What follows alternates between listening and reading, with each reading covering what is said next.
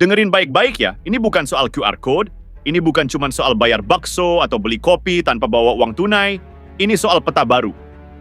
Ini soal arah baru. Dan lebih penting lagi, ini soal siapa yang pegang kendali, kita atau mereka. Selama ini kita terlalu sering disuruh percaya bahwa kita ini kecil, bahwa kita ini cuma pasar, disuruh tunduk, disuruh ngikut. Beli teknologi harus dari luar, sistem keuangan juga nitip. Mau gesek kartu, harus lewat negara lain dulu. Mau bayar barang impor, harus tukar dolar dulu. Mau transaksi, bayar pajak diam-diam ke mereka dulu. Kita kerja keras, mereka yang panen. Kita bikin warung, mereka yang narik fee. Kita belanja, mereka yang nyedot margin. Lucu ya? Tapi itu kenyataan. Sekarang kita tanya, sampai kapan? Kris itu bukan soal gaya hidup kekinian.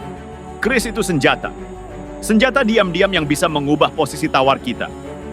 Dari yang biasanya cuma ikut arus, sekarang kita bisa bikin arus sendiri. Dan ini baru permulaan. Negara lain udah mulai ngerasa. Mulai panas dingin, mulai tekan kita, mulai ribut di media soal Papua, mulai ngatur-ngatur urusan dalam negeri. Kenapa? Karena mereka tahu kalau Indonesia lepas dari kendali dolar, selesai sudah permainan mereka. Ini yang harus kita sadar. Dominasi global itu nggak selalu pakai senjata. Kadang cukup lewat sistem, lewat aplikasi, lewat aturan yang kelihatannya netral, padahal cuma nguntungin mereka. Dan kita disuruh manut, disuruh diem, disuruh percaya bahwa ini semua demi stabilitas. Stabilitas buat siapa? Coba pikir. Kalau tiap orang di Asia Tenggara, dari Bangkok sampai Brunei, bisa transaksi pakai QRIS, siapa yang pegang kendali? Siapa yang diuntungkan? Kita, Indonesia. Uangnya muter di sini. Bukan lari ke luar negeri. Kalau tiap pembayaran langsung dikonversi otomatis ke rupiah, siapa yang makin kuat? Siapa yang mandiri? Kita. Bukan mereka, bukan Washington, bukan Wall Street.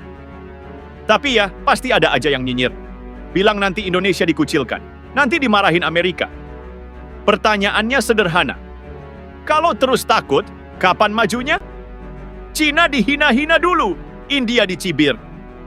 Tapi mereka jalan terus, karena mereka ngerti dunia cuma hormat sama yang kuat. Bukan sama yang ramah, bukan sama yang nurut, tapi sama yang mandiri. Dan Prabowo ngerti betul soal ini. Dunia ini keras, bro. Enggak ada tempat buat negara yang ragu-ragu. Enggak ada tempat buat bangsa yang plain-plan. Dan sekarang kita udah punya pondasi, QRIS, GPN, dedolarisasi. Tinggal pilih, mau serius atau setengah hati? Kalau setengah hati, ya siap-siap dijajah lagi. Kali ini bukan pakai senjata, tapi pakai sistem. Pakai hutang, pakai ketergantungan, dijajah diam-diam. Tapi kalau kita serius, kalau kita gas, dunia bakal lihat Indonesia bangkit, bukan numpang lewat sejarah, tapi ikut nulis sejarah. Jadi pertanyaannya sekarang, mau jadi penonton atau mau ikut masuk ke lapangan? QRIS ini bukan akhir, ini langkah pertama, tapi langkah kecil ini bisa jadi gempa besar. Kalau kita berani, makanya sekarang jangan cuma sibuk update status, jangan cuma sibuk debat di medsos soal recehan, lihat yang gede, baca geraknya. Karena permainan besar ini lagi jalan, dan kita lagi di tengah-tengahnya, ini kayak main catur. Kalau diem aja kita jadi pion, dipakai, dikorbanin, dibuang. Tapi kalau kita ngerti, kalau kita gerak, kita bisa jadi pemain. Bisa jadi raja. Bisa matiin langkah lawan sebelum mereka sempat nyerang. QRIS itu baru satu langkah. Tapi langkah ini berani. Langkah ini ngajak kita semua buat mikir. Kalau kita bisa pegang kendali di dompet, kenapa nggak pegang kendali di industri? Kalau kita bisa mandiri di transaksi, kenapa nggak mandiri di teknologi? Kalau kita bisa bikin sistem sendiri, kenapa harus terus numpang di sistem orang lain? Indonesia ini gede, kaya, strategis. Bukan cuma soal tanah, tambang, atau laut, tapi soal potensi. Soal otak-otak cerdas yang tiap hari dipaksa tunduk karena sistem yang bukan kita punya. Sekarang pilihannya ada di kita. Mau terus jadi pasar, atau mau jadi pusat, mau terus dibodohi, atau mau bangun, mau terus jadi alat, atau mau jadi bangsa merdeka beneran. QRIS ini cuma simbol kecil. Tapi di balik simbol itu ada pertempuran besar. Pertempuran buat masa depan kita, dan pertarungan ini baru mulai. Jadi intinya begini. Indonesia ini bukan negara kecil, bukan bangsa ecek-ecek. Kita punya semua modal buat berdiri sendiri, tinggal mau apa enggak. Kalau kita mau jujur, selama ini kita terlalu sering disetir. Terlalu lama dipaksa main di aturan orang. Terlalu nyaman jadi pasar. Terlalu sering bangga sama investasi yang ujung-ujungnya nguras kekayaan sendiri. Sekarang udah saatnya balik arah. Udah saatnya sadar, kedaulatan itu harus diperjuangkan.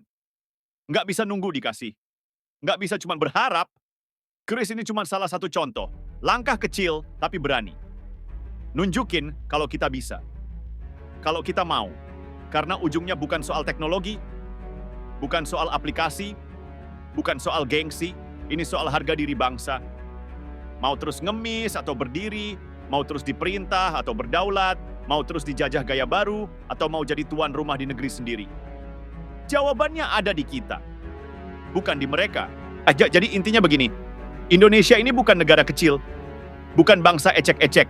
Kita punya semua modal buat berdiri sendiri, tinggal mau apa enggak. Kalau kita mau jujur, selama ini kita terlalu sering disetir. Terlalu lama dipaksa main di aturan orang. Terlalu nyaman jadi pasar.